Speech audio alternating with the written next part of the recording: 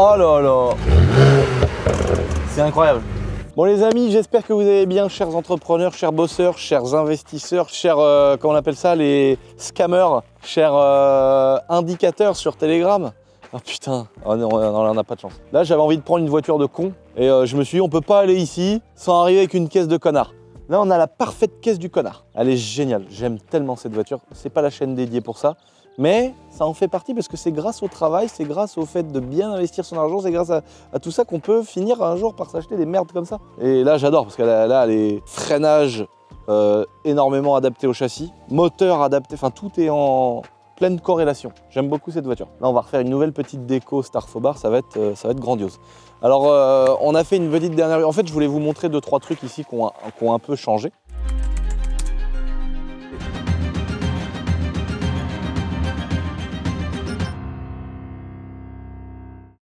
Mais d'abord, on va se balader. On va vous montrer 2-3 trucs. Par exemple, ici, là, il y avait un gros tas de merde qu'on a viré. Tout là, il y avait un gros buisson énorme qui était bien dégueulasse. Et là, au moins, tu vois, ça fait un beau petit parterre. Enfin, un beau petit parterre, j'exagère un peu. La voiture, elle est neuve. Jamais accélérée à froid. Tu la vois, la voiture, elle est épave, frère. C'est vraiment la même chose. Mais ça va être beau, là. On va virer le poteau, là, en ferraille, là. Le poteau qui est là, on va le virer. Oh, t'as vu, 1966. Oh la gueule, 1966 gros, ça a été fait, incroyable. Là c'est un peu vieux, de toute façon quand tu utilisais de l'amiante, ça tu vois c'est des plaques en fibro-amiante au-dessus. Ça c'est vraiment, ça fait longtemps qu'on n'utilise plus ça tu vois, ça fait longtemps que ça a été remplacé par les bonnes vieilles tôles. D'ailleurs ce qui est galère c'est que tu peux le faire toi-même, tu sais, de les enlever, tu fais attention, tu mets un masque, des gants, parce que ça contient de l'amiante et ça peut être cancérigène. Dans ces cas-là, quand tu as ça à faire chez toi, et là tu vois c'est le cas pour ici, tout ça c'est du Fribro. En fait, en cas de contrôle, par l'administration, on peut te demander quand tu loues, quand c'est pour ta maison à toi perso, tu t'en bats les couilles. Tu sais, il y a des gens, ils enlèvent ça, ils font un trou, ils mettent ça dans la terre, ils en ont rien à branler, tu vois, ou ils jettent ça le long de la route, il y a vraiment des gens, ils en ont rien à foutre. Mais là, quand c'est des maisons que tu loues, faut pas jouer. Quand tu as signé chez le notaire, en sachant qu'il y a de l'amiante, il peut y avoir un contrôle où ils vont regarder les diagnostics à l'achat de la maison. S'ils voient que l'amiante a disparu, ils peuvent te demander un justificatif de la dépose par une entreprise agréée. Donc en fait, ça casse les couilles, mais si tu as un tout petit bout de cabanon de jardin, on va dire que tu peux t'en branler un peu. Quand tu veux louer, vu que là je veux faire Airbnb, des trucs et tout, machin, peut vraiment être contrôlé. Et vu qu'on est contrôlé toutes les heures ici, frère, ça commence à casser les couilles. C'est le mec, ça y est, il en a marre. Dans la dernière vidéo, j'étais en train de dire, je me suis plaint d'ailleurs, il y a beaucoup de gens qui ont réagi à cette vidéo en me disant ouais, courage. En vrai, c'était pas du tout pour ça que je l'ai fait, les potes. Il y a beaucoup de gens qui m'ont envoyé des messages qui m'ont dit ouais, courage Lucien, on a vu ta dernière vidéo, c'est une galère ce qui t'arrive. En fait, j'ai du mal m'exprimer, j'ai pas fait cette vidéo là pour ça. Si j'ai pas quitté le navire depuis longtemps, les amis, si je suis resté ici, c'est parce que ça me va bien et donc je ferme ma gueule, tu vois. Donc c'est pour ça que c'était un peu la réaction à chaud, tu vois, en mode ça me casse les couilles, tu vois. Ça me mange la vie, tu vois, tous les accumulations, des contrôles et tout. Ils trouvent rien, mais ils insistent à mort, c'est chiant, tu vois. Franchement, c'est chiant. Ils trouvent rien, ils voient bien qu'on fraude pas, mais ils continuent. Après, quand c'est fini, quand c'est une entreprise, après, c'est ma mère pour train de vie, tu vois. Elle a dû se verser, je sais pas, maximum 5 000 €, tu vois. Même pas, je sais même pas si elle a déjà eu des 5 000 € par mois, ma mère. Vu qu'elle est passée du ménage, où elle a gagné 700 balles toute sa vie, à des salaires à 3 000, 4 000, 5 000 € par mois. Et je vous promets que pour des entrepreneurs ou pour des gens qui font de l'argent, c'est rien du tout. Il y a plein de gens qui gagnent 10 fois plus d'argent, même avec des petites boîtes comme les miennes. Et là, nous, c'est même pas le cas. Genre là, elle mange un contrôle fiscal pour train de vie. Train de vie, frère. Genre Nat, elle est là, frère, bouteille en boîte de nuit, tac, trace de coke. Elle va chez Gucci ou chez Louis Vuitton, elle s'achète des sacs à 30 000. Mais non, c'est pas du tout le cas. Elle est là, hyper en train de regarder le bien vu. Et la vraie vache qui rit, elle se dit ah, on gagne 14 centimes, bon, je prends le truc dégueulasse qui a goût de plastique. Tu vois. Et c'est moi le matin, j'ai là, je mange une Kiri, frère, le machin, j'ai l'impression de manger une Geox. Tu vois ce que je veux dire? C'est horrible, frère, ce qui m'arrive. Quel train de vie, mec. Tu vois, c'est pas comme si, genre, je sais pas, ma mère, elle doit gagner, si, je sais même plus combien elle est en ce moment, mais si elle gagne 3 000 balles par mois, mec, à la fin du mois, il doit rester 2 900. Vous pouvez pas vous rendre compte. En gagnant 700 € toute sa vie, elle a réussi à m'acheter des motos quand j'étais petit. Quand on était dans la merde, la maison, elle a brûlé, elle a réussi à acheter un mobil-home. Elle arrivait à me payer des 250 CR, des motocross. À 12 ans, elle avait réussi à me payer une voiture. Alors, c'était que des trucs où elle empruntait de l'argent. Elle s'est toujours très, très bien démerdée. Donc, financièrement parlant, ma mère, gros, il n'y a pas plus économe. Donc, je comprends pas comment c'est possible. Je sais pas. Enfin, vraiment, je pense qu'ils voilà, ils veulent un peu nous faire chier, je pense, j'en sais rien. Je suis tombé sur des gens très sympas où, du coup, ma vision des contrôles fiscaux avait un peu changé. malgré que je sois tout le temps en contrôle, en tombant sur des bonnes personnes, ça avait un peu changé ma vision du truc. Je m'étais dit finalement, ils font juste leur taf et c'est comme ça, on est en France, c'est comme ça. Mais là, ça commence à être relou. Et donc voilà. Mais en parlant de ça dans la vidéo un peu à chaud, un peu vénère, je vais raconter d'autres trucs et tout, mais qui sont abominables en vrai. Quand tu poses tout sur la table, c'est abominable, c'est super chiant. Mais il y a eu un élan de personnes qui m'ont envoyé des messages en me disant « Oh courage mec, c'est une galère ce qui t'arrive ». Mais je voulais pas faire la pleureuse en fait, c'est surtout ça. Je veux pas que les gens me voient comme le mec qui se plaint « Oh l'administration !» En fait, il faut faire la différence entre tout ce que je vous partage, j'aime bien être transparent, tout vous montrer, tout vous dire, tout vous faire voir. Et en même temps, j'aime bien aussi vous parler de mes galères, vous parler des choses que j'arrive pas à faire, des choses que j'arrive, de mes petites réussites, de mes petits échecs. Bon là, on est dans la maison de YouTube. On a tout débroussaillé, tout nettoyé. Là, on voit mieux un peu, parce que c'est vrai qu'on n'avait pas vu ça, c'est la partie écroulée. Donc, il y a deux solutions. Moi, j'avais pour idée, en fait, on verra. Ça, c'est le genre de détail qu'il faut voir après l'important. Donc, si tu veux, ça, c'est s'il te reste du budget dans ton prévisionnel ou dans la thune tout simplement que tu as sur ton putain de compte en banque. C'est comme ça que ça marche la vie. Il faut arrêter de dire oui, mais alors moi, l'immobilier. Frère, ils sont tous en train de nous vendre du rêve. Ils sont tous en train de nous dire qu'il faut faire comme si, il faut acheter tel crypto, il faut faire tel truc. C'est tous des mythos, frère. La réalité, c'est combien tu as de disponible, combien tu peux mettre. Le seul truc, c'est ne pas se planter. Et j'ai l'impression que la règle numéro 1 aujourd'hui, enfin pas la règle numéro 1, mais ce qui se passe le plus dans 90% des cas, c'est des gens qui ont du mal à budgétiser complètement ou qui se font un peu avoir par des entreprises. J'ai des potes qui font de l'achat neuf et une fois que la maison elle est bâtie, ils disent « Ah oui, mais on n'avait pas pensé à la partie plomberie en plus parce que machin ». Ou des fois tu dis « Tiens, je vais rajouter une petite salle de bain là-haut ». Mec, tu reprends 20 000 dans la gueule, tu vois, parce que c'est une construction neuve ou autre. Quand tu achètes une maison comme ça, pour moi, il y a le plus important, si tu refais des travaux, c'est placo-isolation. Toutes ces saloperies-là. Et si t'as le grenier qui est déjà aménagé, par exemple, bah, c'est isolation, est-ce qu'elle est au top? S'il n'y a pas l'isolation, tu vois ton budget différemment. Mais moi, la première chose que je vois dans une maison, on va dire pas neuve, que j'achète, c'est double vitrage. Soit tu l'as vu avant, et du coup, bah, t'es pas emmerdé et ton budget est moins gros, parce que là, vous allez me dire, oui, mais si tu achètes une maison qui est différente des tiennes. Effectivement, si tu achètes une maison qui n'a pas ce problème-là, bah, ça veut dire que tu l'as acheté moins cher et potentiellement, ou alors tu l'as acheté plus cher plutôt, et potentiellement tu as moins de travaux à faire. Du coup, ta question, elle se pose différemment. Là, moi, dans le genre de maison que j'achète, c'est toujours des maisons qui n'ont pas été rénovées depuis au moins 30-40 ans, donc elles ont quand même pas mal de trucs à refaire. Ce que je fais en général, c'est je mets du double vitrage, donc je compte toutes les huisseries, toutes les menuiseries, portes et fenêtres. L'autre, sa tronçonneuse, il va la serrer, frère, j'espère qu'il va la serrer. Il relâche jamais, il fait pas respirer le moteur. Tu sais, à aucun moment, il se dit, le petit de temps, il en chie depuis une demi-heure. Non, c'est à fond, il met un reels en dessus et la tronçonneuse, il force avec son pied dessus pour qu'elle coupe l'arbre. Tu sais, lui, il affûte pas sa chaîne, mec. Ah, ça y est. Ah non, putain si, elle a eu une seconde de répit la pauvre. Et avec la chaîne qui fume et tout, c'est ce que alors, le chantier. Pour moi, le top c'est d'avoir pas de perte énergétique dans les ouvrants, donc portes, fenêtres, Velux, toutes ces conneries là, bien les changer, bien mettre du double vitrage. Ensuite, en général, les maisons vieilles à la campagne que j'achète à pas trop cher, bah, le grenier, tout ça, c'est pas aménagé, c'est pas isolé. Donc je compte placo, isolation. Et ensuite, plomberie, électricité et la cuisine. Une salle de bain, finalement, quand je vois toutes les baraques qu'on a pu faire, c'est pas ce qui coûte le plus cher. Parce qu'une douche, un bout de lavabo, un bout de bricolage, ça va. Alors qu'une cuisine, quand même, si tu veux, dans le cas où tu fais du LMNP, un logement meublé non professionnel, ce que je fais tout le temps. Après, c'est des cas particuliers où ça peut être rentable sur des boîtes à lierre ou des choses comme ça, mais c'est pas du tout ce que je fais.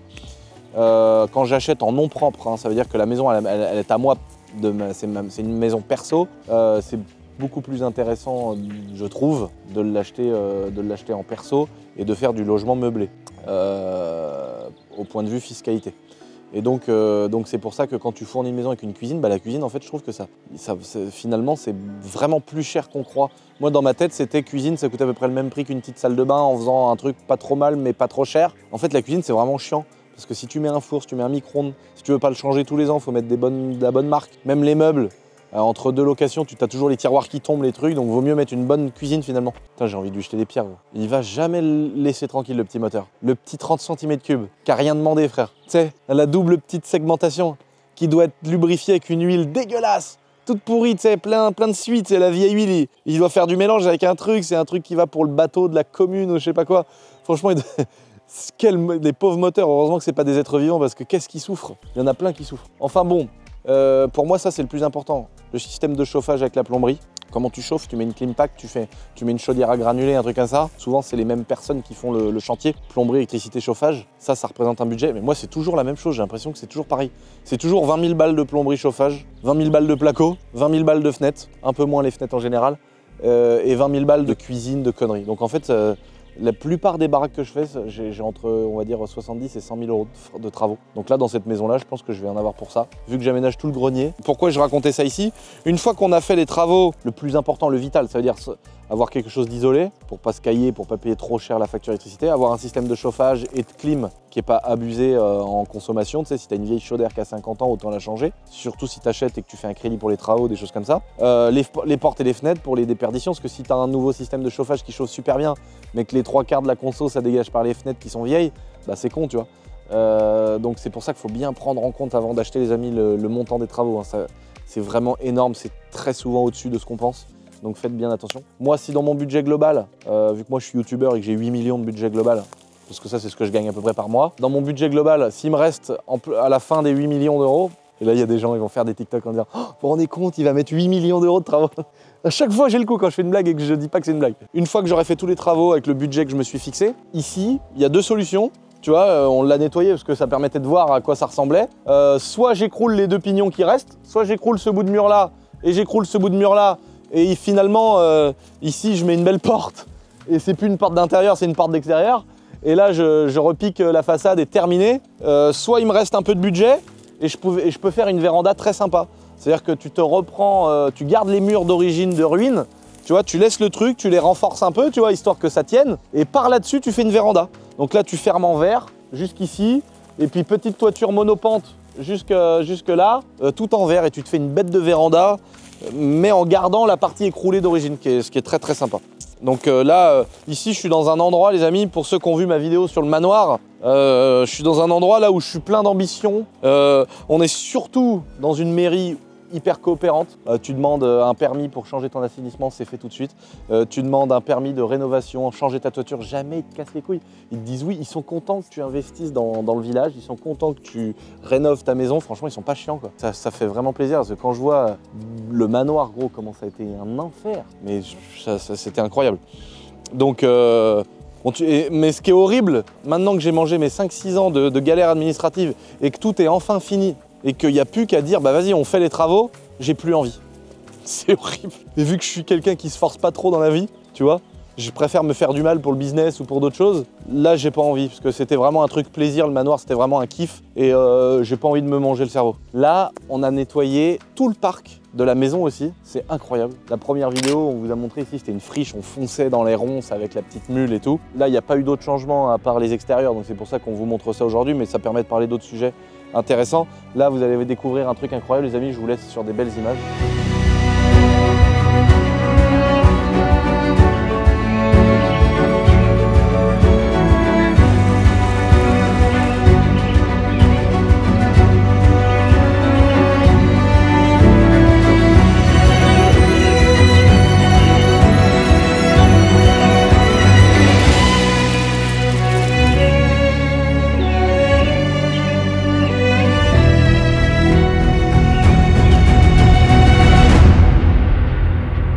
Donc là, le petit ponton, on voyait pas que c'était un ponton au début. Petit ruisseau, c'est de la roche, hein. T'as vu la pierre là, partout là, au fond, au bord de l'eau? T'as vu, c'est une dinguerie, hein. C'est que de la pierre partout, mon gars. Ça coule, le petit ruisseau, il coule ici, regarde comment que c'est beau.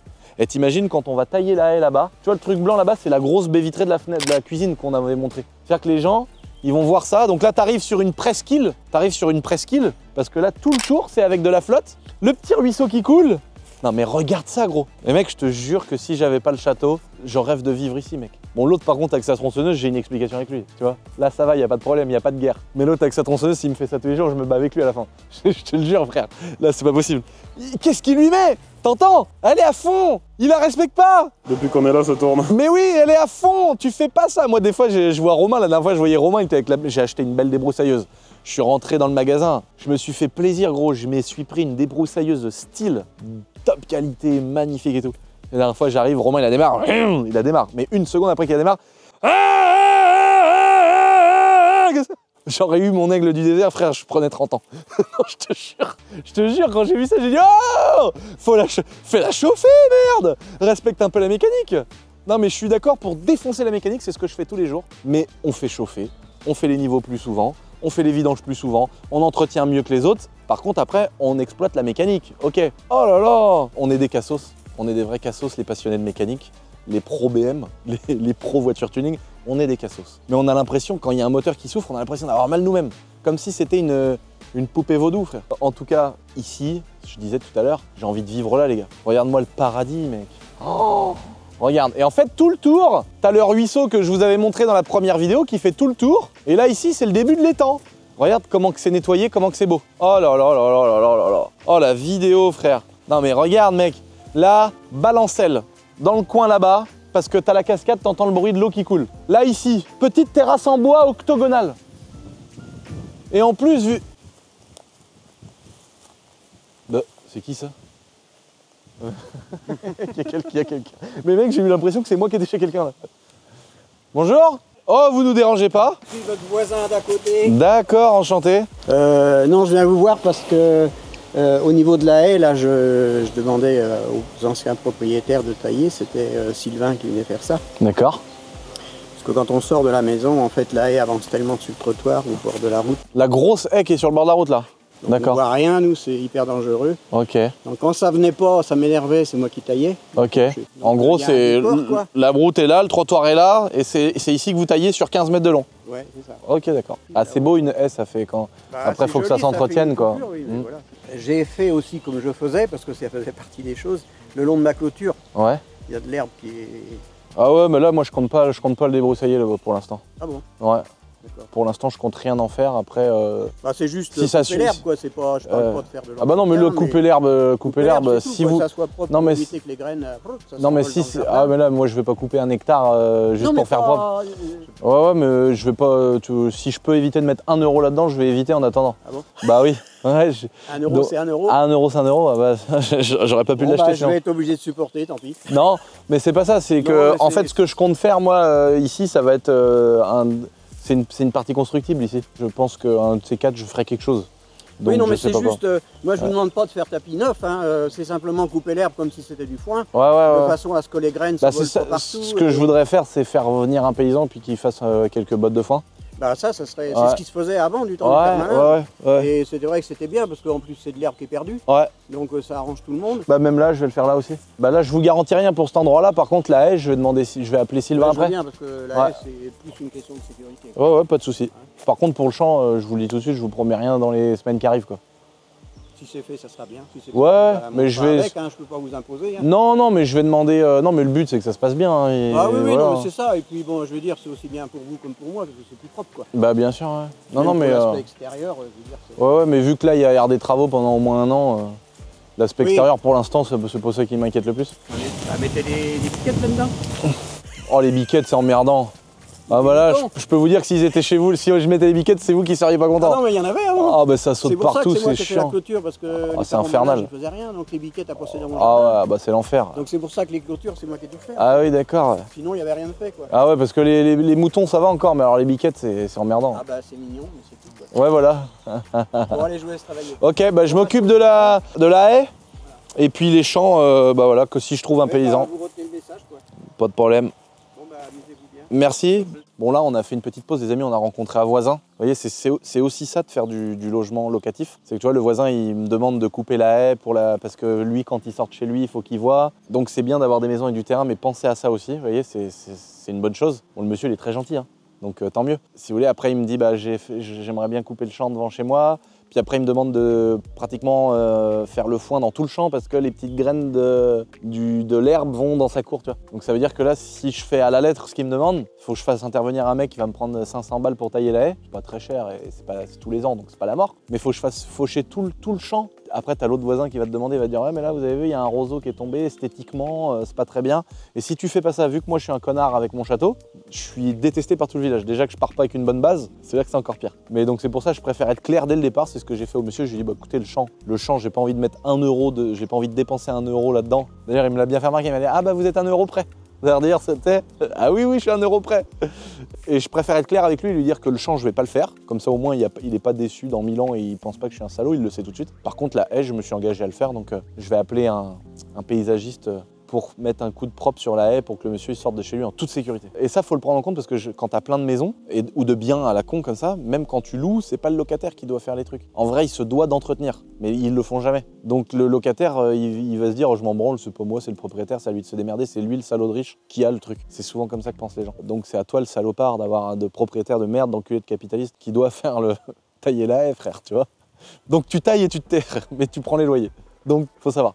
Mais quand tu as 15 maisons, ce qui n'est pas mon cas, si on a compté, j'en ai 14. Non mais ça c'est une volonté de ma part de me faire chier dessus dans les commentaires. Parce que tu sais, je me suis fait chier dessus dans la vidéo de Hope. Elle m'a dit mais t'as combien de maisons ou de biens immobiliers? J'ai dit je sais pas. Parce que je savais pas, frère. Toi aussi maintenant tu fais de l'immobilier? Ouais. T'as beaucoup de... Je sais pas si tu veux le dire ou pas. Ah bah moi je peux tout dire. Hein. Tu veux tout dire? T'as combien de biens là aujourd'hui? Bah ouais, j'ai le château, ça fait, je vais passer pour un blaireau à faire le mec qui compte, tu sais, genre il s'en rappelle pas, mais c'est vrai, je sais pas. Ben ouais, ben alors c'est pas grave, comme ça les arrive. voitures, quoi, je sais pas. Je peux compter vite fait si tu veux, mais Après, c'est des personnes qui s'occupent de ça, c'est peut-être. Non, c'est moi, mais. C'est toi qui gères. On peut pas t'excuser non plus. J'ai pas voulu faire le mec devant la caméra, tu sais comment je suis. Je te jure que c'est vrai. J'ai dit, oh, parce que tu sais, il y a les bâtiments pour mes boîtes, il y a les bâtiments, il y a les maisons que je loue à des particuliers. En fait, il y a plein de trucs, si tu veux. Donc je sais pas. Et en fait, après, avec Khalid, on a compté, tu sais, comme ça, comme des gogoles, tu sais, 1, 2, 3, celle-là, le village de là, machin. Et en gros, on en a 14. Du coup, je suis passé pour un tocard. Alors que je trouve que ça fait plus le mec, genre, ouais, moi j'ai 15 biens immobiliers. Ça fait plus ça, le mec qui se la pète. Mais là, ça faisait le mec. Genre, j'en ai. Ouais, oui, alors que j'en ai pas 800, quoi, tu vois. Et il y a un gars qui fait de la motocross, Jeffrey Erlings, pour ceux qui connaissent. C'est un mec que je suis sur Instagram avec Khalid, qui est très chaud en moto. Mais genre champion du monde, tu vois, genre le mec, je sais pas, mais genre il gagne des millions de dollars avec la motocross. Et genre là, il a fait une photo avec une clé. Il y a pas très longtemps, il a dit « Ah, trop content de vous annoncer que je viens de signer ma 100e maison, financée sans crédit. » Mec, Khalid, il m'a montré le truc, j'ai dit « Non !» Le mec, il a signé sa 100e maison, financée sans crédit. Incroyable, frère, incroyable. Moi, j'ai jamais... Ah si, j'ai acheté un bâtiment une fois cash, mais sinon, j'ai toujours fait des crédits. De toute façon, c'est tellement... Moi, l'idée de l'immobilier, aujourd'hui, je le vois comme McDonald's. L'idée de faire de l'immo, pour moi, c'est du levier bancaire. C'est-à-dire que je fais travailler l'argent que je n'ai pas, c'est-à-dire que j'emprunte l'argent à une banque, je mets un locataire ou un business, que ce soit quelqu'un qui loue une maison en particulier, ou une entreprise à moi que je vais mettre dans le bâtiment, dans tous les cas, le bâtiment est remboursé. Enfin, les loyers sont payés. Donc tout ce qui va à la banque, l'idée, c'est que la banque me prête de l'argent, mais tout ce qui va à la banque pour rembourser le prêt, ce soit pas ma thune. C'est-à-dire qu'en gros, moi, ça me coûte presque rien par mois. C'est du levier bancaire. Dans 10-15 ans, quand le crédit il est terminados, parce que je préfère mettre des grosses traites, payer plus cher tous les mois, parce que souvent, c'est des entreprises à moi, donc je peux mettre des loyers un peu élevés. Une fois que c'est payé, je retire tout, je vends le bien immobilier. Moi, mon but dans la vie, c'est pas d'avoir 100 maisons. Même si c'est très bien, hein, comme fait le gars de la moto. Moi, mon but, c'est d'avoir 2-3 trucs, tu vois. Et tout le reste, de le vendre, prendre l'argent que je n'ai pas remboursé moi-même. C'est-à-dire, c'est de l'argent, finalement, c'est moi qui ai tout mis en place pour faire de l'immobilier. Mais dans 15 ans, tu récupères 150 000, 200 000, 500 000 euros, peu importe ce que tu as fait comme opération. Et ça fois le nombre de biens immobiliers que tu as, et après, tout en bourse. Et topette, frère. Et après, croisés comme ça, la panse à Gérard Depardieu, et je mange comme un porc, voilà. La vie de Gérard, c'est ça qu'on veut, la vie du GOAT. On veut tous la vie à Gérard, frère. Oh merde, non mais sérieux. J'adore Maxence, mon pote plombier. À chaque fois qu'il voit quelqu'un qui a une grosse panse, il me dit putain, moi dans 15 ans. Genre le mec, tu sais, il a aucune ambition de s'entretenir. Genre l'autre, vraiment, il regarde le truc en disant dans 15 ans, je suis comme ça. Tu sais, il se voile même pas la face, tu sais. Il se dit même pas, ouais, non, je vais me mettre dans le sport, machin truc. Non, lui, c'est vraiment genre, je suis vraiment. Tu sais, la panse de daron, attention, c'est pas de l'obésité, les gars. À ne pas confondre. Hein. Moi, mon père, il avait une vraie panse de daron, mais tu peux taper dedans avec une batte de baseball, c'est plus dur que de la pierre. Tu sais, c'est les mecs qui sont bâtis, ils ont des grosses épaules, ils ont 2 pectoraux là. Par contre, ils ont une panse, mec, elle est gonflée, t'as l'impression qu'il y a 200 barres dedans. C'est des panses dures, tu vois, je sais pas si vous voyez la différence. Il y a une vraie différence entre la personne qui a un gros ventre mou et la personne qui a une panse de daron dur, là, tu sais. C'est s'il tombe, frère, le sol, il est mal. Ça, c'est des vrais darons de la campagne. Mec, ceux-là, t'embrouilles jamais avec, ils sont dangereux. Bon, en tout cas, vous voyez là, regardez, la presqu'île. Là, ça revient là, la petite pointe du hoc. Et là, ça part sur l'étang, ou la mare, ou je sais pas comment on appelle ça. Donc là, ça retourne là, et comme dans la première vidéo, ça va jusqu'au bout, tout au bout de la parcelle là-bas. Donc on est vraiment sur une presqu'île. Et là, trop stylé. Le petit ruisseau, donc tu vois, c'est nettoyé par un robot là, ça c'est trop bien, c'est un espèce de robot avec des chenilles qui fait le taf, qui descend et tout, c'est trop bien. Moi maintenant, il faut juste que je vienne avec mon tracto un week-end, me faire un week-end tirage de souches, tirer toutes les souches de partout là, nettoyer. Mais là mec, ici, petite terrasse octogonale, petit barbecue, petite balancelle et une table de camping là-dessus. Mec, l'été, t'es le roi du pétrole, mec. C'est trop la classe, regarde. Oh là là. Et en plus, ils ont planté des arbres qui délimitent tout le tour à l'époque. Le petit cours d'eau, mignon comme tout, le petit ruisseau du Seigneur. Putain, là-bas, il y a une capote ou quoi dans l'eau là-bas? Ah non, c'est une ombre. Ah, j'ai cru qu'il y avait une capote pleine de sperme. Les gens, vraiment, ils viennent faire des trucs dégueulasses partout. T'as vu ça? J'adore. En pierre. On se croirait aux Bahamas. Peut-être que j'exagère un peu. Peut-être que j'enjolive la situation. Là, vu comment que c'est un peu plus creux, tu vois, c'est noir. Là, l'été, là, dans pas longtemps, ou dans 10 ans, on sait pas trop. Tu te fous là-dedans, là, allongé comme ça. Et la gueule en dessous de la cascade, mais mec, t'es le roi du pétrole. T'es le roi du caviar, mec. Ça, c'est le champ que le monsieur il veut qu'on coupe. Oh, c'est pas la friche non plus. Ça, on va pas s'en occuper tout de suite. De toute façon, ça... sauf s'il y a un paysan qui regarde la vidéo et qui est chaud de récupérer le foin gratuitement, évidemment. Il coupe le champ et récupère le foin pour ses animaux. Peut-être qu'il y en a que ça peut intéresser. Sinon, je le ferai pas pour cette année. Mais au moins, je l'avais prévenu. Par contre, la haie, je sais pas trop comment qu'elle est. Là, la haie, putain, c'est vrai qu'elle est énorme. Tu peux presque te faire une petite maison en dessous. Voilà, elle est immense la haie, frère. T'as vu la taille de la haie, mon gars? Ouais, on voit le décroché là-bas. C'est ce qu'on continue, c'est ce qu'on va maintenir et qu'on va continuer à entretenir pour que le monsieur puisse sortir de chez lui en toute sécurité. Voilà, sur la belle autoroute. Bon, ça va, il y a de la place sur le trottoir, tu vois, mais en vrai, là, elle est vraiment énorme. C'est ouf. C'est la classe hein, d'avoir une haie comme ça, mais mon gars, t'imagines, il faut combien de temps là? Faut au moins 20 ans pour qu'elle soit aussi grosse la haie là. Et ce qui est horrible dans des haies comme ça, des fois, c'est quand t'as un arbre qui est mort au milieu. Genre, tu dois trop être dégoûté parce que t'as toute la belle haie, au milieu, t'as un truc pourri avec plus de feuilles, quoi. Voilà. Ou des fois, ça te fait une bouillée comme ça, tu sais pas pourquoi, il y a une boule là.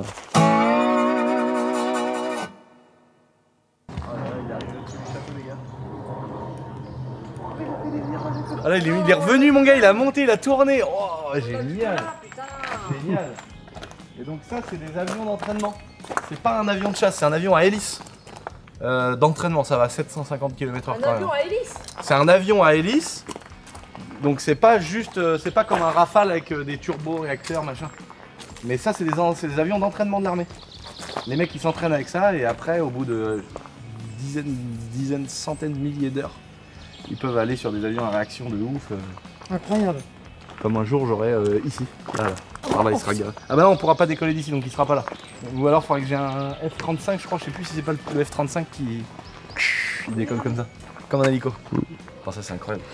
Là les gars, on est de retour au château. On va vous faire une vidéo plutôt complète. Dans la dernière, je vous avais montré là, justement l'assainissement de ouf. Et vous voyez, je vous parlais du petit diamètre, là ça y est, là, tout est en train d'être accordé pour faire repartir. Et là, ça a déjà pas mal changé devant le château. Tu vois les ouvertures de ouf pour récupérer l'assainissement d'ici. Tu vois, ressortir tous les tuyaux du côté du château, revenir au milieu, reprendre les tuyaux, t'as vu la profondeur mon gars? Et récupérer aussi donc droite et gauche.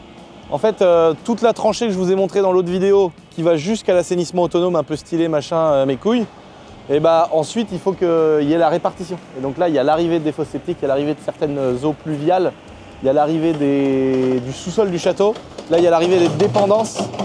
Tout doit être collecté, et en gros, c'est pour ça qu'il y a tout ça, tu vois. Là, il y a une partie des eaux qui viennent là, et tout ça, ça arrive dans le gros tuyau là qui récupère tout, et tout ensuite repart là-bas, avec les grosses vaches. Putain, le taf de dingue, mec, c'est... Voilà, on va aller voir ce qu'ils font. C'est en fait le truc de ouf, quand tu fais ce métier-là, c'est que faut pas défoncer les sols, faut respecter des pentes. Tu vois, pour qu'il y ait un écoulement naturel, bah, faut que tu creuses à 1 mètre ici, mais peut-être à 7 là-bas. Enfin, c'est un taf de ouf qu'ils font, faut être hyper précis. Je m'en vais parce que lui, il est pas très précis, lui. Ah, bah on est d'accord. Allez, bâtard. Les enculés. Ah ouais, donc là, on va pouvoir faire caca dans les nouveaux bureaux. Valentin, tu vas pas chier partout? Au lieu de chier sous ta chaise. Ouais. Tout pour le montage. Tu sais, tu prends une chaise trouée, comme dans les maisons de retraite, et puis comme ça, tu fais pas de pause, tu taffes et tu peux chier dans ton bureau, c'est le top. Bon allez, bon courage les gars. Là, on voit tout le travail qui est fait. En fait, tu sais, faut rouvrir, faut refermer, faut mettre du gravier, faut mettre les tuyaux. Donc c'est pour ça que ça monte à des montants énormes, surtout sur dans des endroits comme là. Donc c'est pour ça qu'en fait, les 50 000 balles, c'est les heures machines, les heures des main d'œuvre des gars. C'est vraiment des choses à bien prendre en compte les gars quand vous faites des travaux. Mais bon, vu qu'on en parle à peu près toutes les semaines, normalement, vous avez compris. Là, le château, vous pouvez voir qu'il est bientôt fini. Il reste quelques détails de pierre, quelques finitions, parce que vu qu'il y avait eu des gros renforts sous les culs des tours, mais là déjà c'est magnifique, ça a déjà repris une belle gueule, quoi. Je suis pressé de voir la suite. Quand tu vois comment il va être beau le château avec le crépi tout ça, et qu'il y a un assassin frère. Il y a un assassin mec, il y a une ordure qui a été mettre 2 antennes de merde dégueulasses, blanches, pourries, pointues là.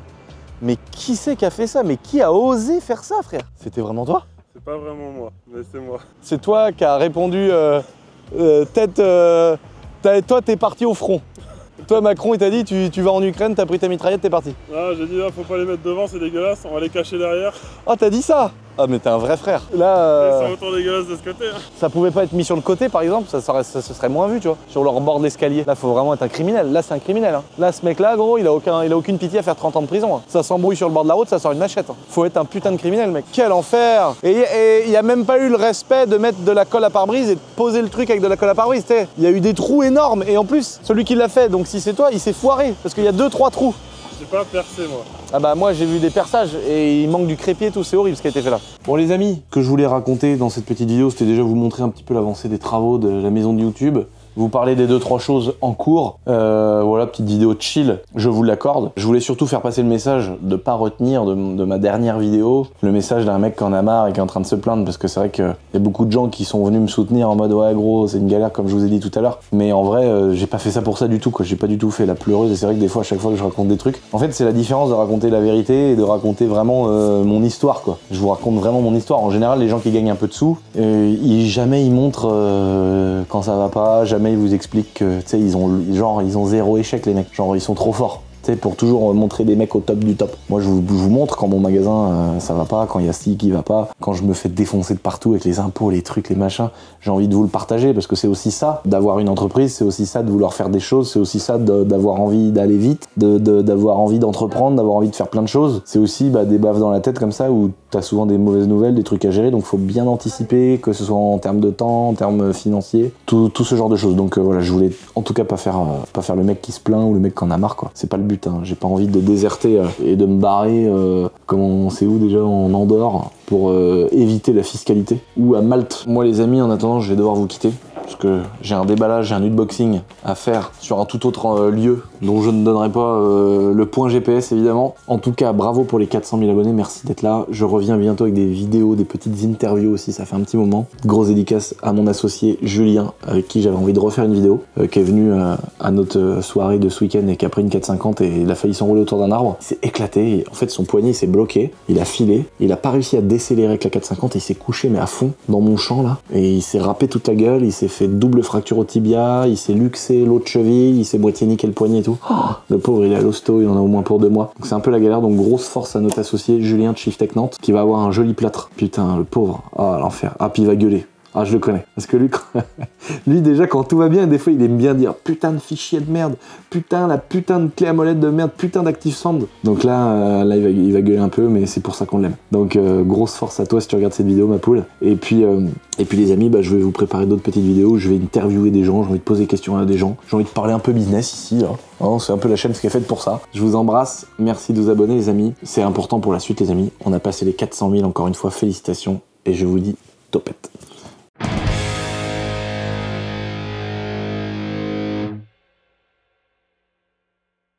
T'es prêt, Valoche? Ouais. Valoche. Baloche, baloche, Valoche, baloche. Grosse couille. T'es prêt, grosse couille?